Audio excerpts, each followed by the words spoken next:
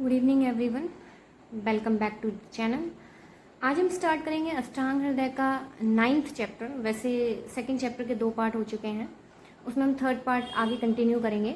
But अभी Monday से कुछ बच्चों के पीए एग्ज़ाम स्टार्ट हो रहे हैं, तो उनकी रिक्वायरमेंट आई थी मेरे पास। तो आज हम स्टार्ट करेंगे अष्टांग हृदय का 9th chapter. So let's start the chapter. I hope you like the video. Good evening everyone, आज हम बात करेंगे अष्टांग हृदय का चैप्टर 9, क्योंकि बहुत से बच्चों का एग्ज़ाम स्टार्ट होने वाला है मंडे से, तो उसी को मद्देनज़र रखते हुए हमने चैप्टर 9 स्टार्ट किया है। द्रव्य की प्रधानता, पहला टॉपिक है द्रव्य की प्रधानता। जितने भी रस हैं, गुण हैं, वीर है, विपाक है, विपाक वगैरह सब हम इस चैप्टर में आगे पढ़ेंगे। रहने वाले इन द्रव्यों में हारीत आदि द्रव्यों को ही श्रेष्ठ माना गया है। अब इनको श्रेष्ठ क्यों माना गया है, उसका लॉजिक ये है क्योंकि यह रस आदि द्रव्य में ही आश्रित रहते हैं। क्योंकि ये जो चीज़ें हैं वह किसी न किसी, जो भी जितने भी रस हैं वो किसी न किसी द्रव्य में आश्रित रहते हैं। कोई भी रस इंडिविजुअल, उसकी कोई आइडेंटिटी नहीं होती, वो किसी द्रव्य पर ही आश्रित रहता है। आगे है द्रव्य का स्वरूप। वह द्रव्य पन जो भी द्रव्य है उसमें या तो पृथ्वी महाभूत या जल महाभूत या अग्नि महाभूत की प्रधानता होती है। किसी न किसी द्रव्य में एक महाभूत विशेषकर प्रधान। द्रव्य के अनेक रस, द्रव्य में कई प्रकार के रस होते हैं। पृथ्वी आदि महाभूतों के समवाय से उत्पन्न होने के कारण कोई भी द्रव्य किसी एक रस वाला नहीं होता है, उसमें कई सारे रस हो सकते हैं। एक द्रव्य में या तो हो सकता है 2 रस हो, 3 हो, या फिर किसी एक रस की प्रधानता हो।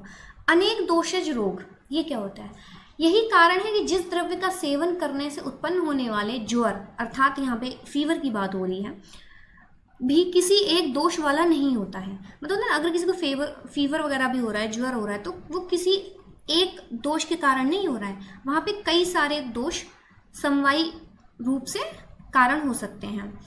जिसका बहुत कम अनुभव हो पाता है उसे अनुरस कहते हैं। मतलब होता है ना कि जो ज़्यादा डोमिनेट कर लेता है, हम उसे बोल देते हुए इसके आधार पे आपको ये दोष हो, आपको रोग की उत्पत्ति हुई है, लेकिन जो अनुभव ही नहीं होता है उसे हम अनुरस कहते हैं। ये एक बहुत ही मेन पॉइंट है। आगे है द्रव्य की उत्पत्ति।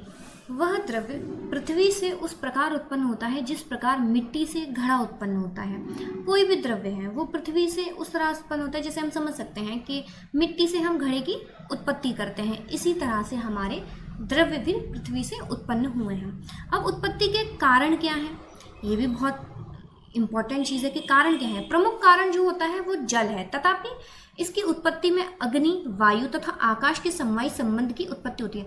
अब कोई भी द्रव्य है, द्रव्य की उत्पत्ति के कारण क्या है? जो द्रव्य की उत्पत्ति का कारण है वो मुख्यतः जल है, लेकिन उसमें आकाश, वायु और अग्नि का समवायी संबंध भी होता है।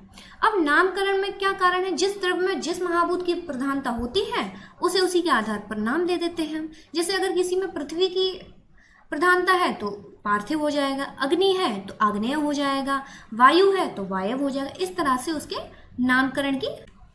औषध द्रव्य, अब तक हमने कई प्रकार के द्रव्य की बात कर ली, अब हम बात करेंगे औषध में द्रव्य कौन से होते हैं। महर्षि कणाद ने 24 गुणों का वर्णन किया है। वो 24 गुण आपको यहाँ पे ये स्क्रीन पर दिख रहे हैं। रूप, रस, गंध, स्पर्श, संख्या, परिमाण, पृथक्त्व, संयोग, विभाग, परत्व, अपरत्व, गुरुत्व, द्रवत्व, स्नेह, शब्द, बुद्धि, सुख, दुख, इच्छा, द्वेष, प्रयत्न, धर्म, अधर्म, संस्कार, ये सभी 24 गुण आपको पदार्थ में भी पढ़ने को मिलेंगे। इसीलिए आशा करती हूँ आप यहीं पे अगर ये पढ़ लेंगे तो आपको पदार्थ का टॉपिक भी क्लियर हो जाएगा। इन गुण धर्मों वाले द्रव्य स्वयं तथा दूसरे के संयोग से या तो अपने आप या फिर 2 के साथ मिलके वो औषधि का कार्य करते हैं, इसीलिए हम इन्हें क्या बोलते हैं? औषधि। औषध में द्रव्य जो कि कणाद मुनि ने दिए हैं, कितनी 24 गुण बताए गए हैं यहाँ पर। आगे है आपका द्रव्यों की विशेषता। जो द्रव्य उदरगामी अर्थात वमन कारक होते हैं उनमें प्राय अग्नि तथा वायु तत्व गुण प्रधान होता है। जो द्रव्य के अनेक रस, द्रव्य में कई प्रकार के रस होते हैं। पृथ्वी आदि महाभूतों के समवाय से उत्पन्न होने के कारण कोई भी द्रव्य किसी एक रस वाला नहीं होता है, उसमें कई सारे रस हो सकते हैं। एक द्रव्य में या तो हो सकता है 2 रस हो, 3 हो, या फिर किसी एक रस की प्रधानता हो। अनेक दोषज रोग, ये क्या होता है? यही कारण है कि जिस द्रव्य का सेवन करने से उत्पन्न होने वाले ज्वर, अर्थात यहाँ पे फीवर की बात हो रही है, भी किसी एक दोष वाला नहीं होता है। मतलब ना, अगर किसी को फीवर वगैरह भी हो रहा है, ज्वर हो रहा है, तो वो किसी एक दोष के कारण नहीं हो रहा है, वहाँ पे कई सारे दोष समवायी रूप से कारण हो सकते हैं। जिसका बहुत कम अनुभव हो पाता है उसे अनुरस कहते हैं। मतलब होता है ना कि जो ज़्यादा डोमिनेट कर लेता है, हम उसे बोल देते हुए इसके आधार पे आपको ये दोष हो, आपको रोग की उत्पत्ति हुई है, लेकिन जो अनुभव ही नहीं होता है उसे हम अनुरस कहते हैं। ये एक बहुत ही मेन पॉइंट है। आगे है पार्थिव द्रव्य का वर्णन। अब पार्थिव द्रव्य क्या होता है उसके बारे में हम जानते हैं।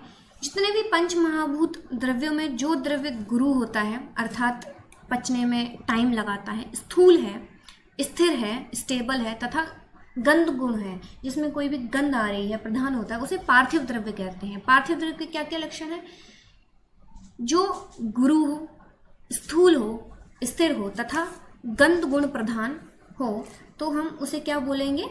ये एक पार्थिव द्रव्य है। इन गुणों से युक्त पार्थिव द्रव्य गुरुता, स्थिरता, ठोसपन तथा अपचय, मतलब शरीर की पुष्टि करता है, शरीर को नरिशमेंट प्रोवाइड कराता है। आगे आता है आप्य द्रव्य का वर्णन। जो द्रव्य शीतल हो, गुरु हो, स्निग्ध हो, मंद हो, सानद्र हो तथा रस गुण जिसमें प्रधान हो, उसे हम आप्य द्रव्य कहते हैं। तो आप्य द्रव्य क्या होता है? मुख्यतः जिसमें रस गुण प्रधान होता है आपका, उसे हम बोलते हैं आप्य द्रव्य।